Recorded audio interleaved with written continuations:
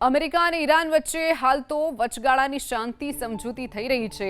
આ કરાર તો થયા છે, પણ હજુ બંને પક્ષો એકબીજાને શંકાની નજરે જોઈ રહ્યા છે। બંને પક્ષો વચ્ચે શાબ્દિક યુદ્ધ અને ધમકીઓ આપી રહ્યા છે, ત્યારે આ શાંતિ સમજૂતી સફળ થશે કે નહીં તે અંગે અનેક પ્રકારની શંકાઓ સેવાઈ રહી છે।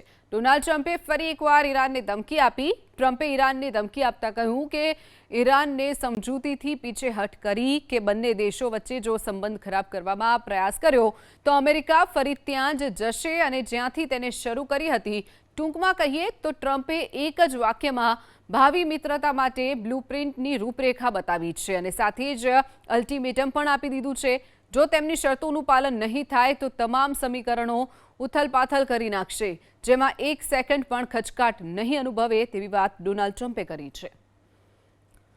તો આ તરફ ઈરાન અમેરિકા વચ્ચે ભલે MOUથી સમજૂતી થઈ હોય, બંને દેશો વચ્ચે હજુ પણ કડવાશ ઓછી નથી થઈ। ડીલ બાદ ઈરાનના વિદેશ મંત્રાલયનું નિવેદન સામે આવ્યું છે।